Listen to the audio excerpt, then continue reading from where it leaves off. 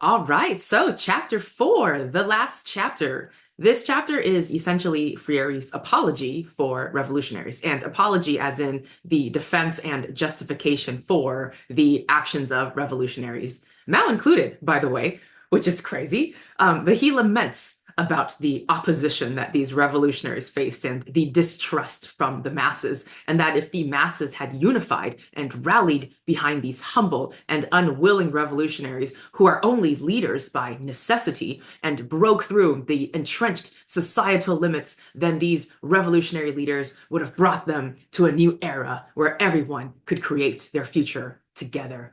And he believes that it is your obligation to use your position of power to further the agenda for the good of all, and to never stop engaging in self-criticism, to question your own assumptions and beliefs, and that the revolutionaries should realize that all history is mere interpretation, and that anyone who would tell you that there is such thing as free enterprise and equality are spewing myths, and it is your duty to repress the old oppressive power. And he explains why rebellion is a good thing and only labeled as bad by the paternalistic dominating powers that fear freedom, and that parent-child relationships reflect this rigid authoritarian climate of oppression, and schools only further this dynamic. So it is necessary for young people to come to authentic rebellion and free themselves from this vicious cycle. And he explains that a cultural revolution is just a necessary part of reshaping and reconstructing society. Basically, this final chapter is describing what he thinks his ideology would look like in practice. And really, at the end of the day, it's a religion. He explains how leaders of a revolution should continue to raise the people's critical consciousness. For example, if they are telling you that their problem is low wages, well, you can't ignore that because dialogue, remember? But since he says any purchase or sale of labor is a type of slavery, you need to pose the problem back at them and question, why do they think low wages is a problem in the first place? And keep dialoguing back and forth until you bring them to the root of all their problems, the oppressors. And he uses much prettier words, of course, but he's basically arguing why it's necessary to have elites who know better than you to tell you what to do for your own good. Now, in this current day, it's kind of like how we have the World Economic Forum, where all the leaders fly in on private jets to plan how to get us to stop using fuel, stop eating meat, and stop reproducing.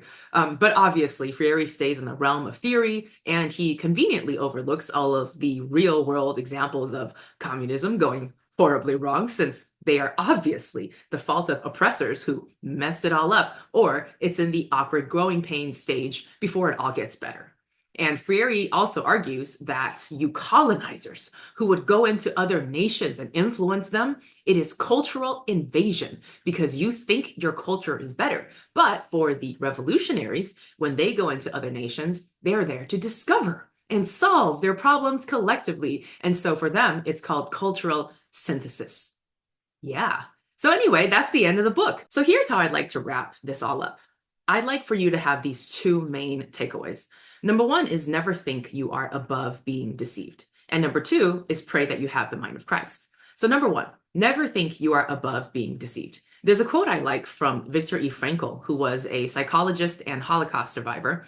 And he said this about mankind: man is that being who invented the gas chambers of Auschwitz. However, he is also that being who entered those gas chambers upright with the Lord's Prayer or the Shema Yisrael on his lips. And he would know, because he watched it happen.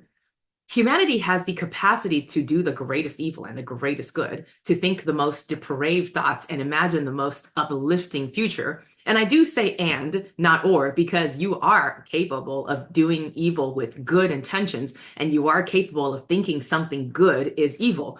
Without a standard, you cannot know. Jeremiah 17:9-10 says, "The heart is deceitful above all things and desperately wicked. Who can know it? I, the Lord, search the heart. I test the mind, even to give every man according to his ways, according to the fruit of his doings." So you are not above being deceived, but you can trust the God who searches the heart. Number two, pray that you have the mind of Christ and read your Bible.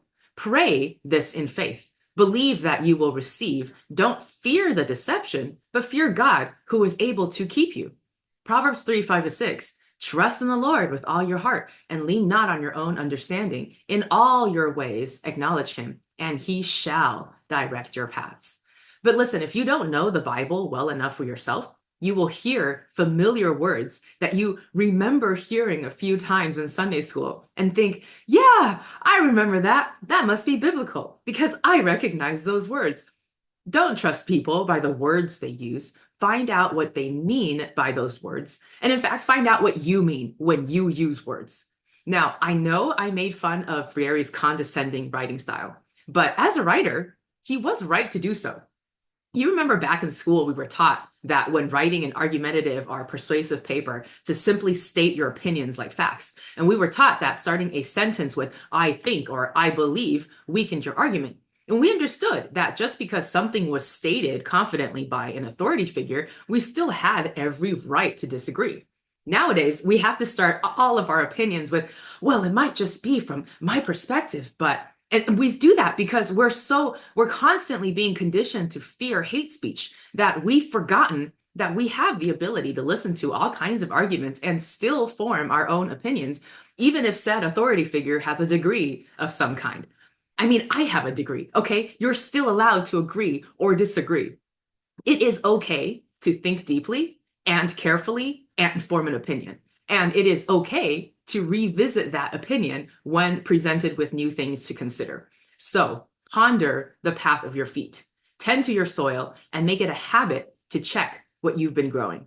So, all right, guys, thank you for sticking with me through the series. Please feel free to leave questions or comments below. Stay vigilant.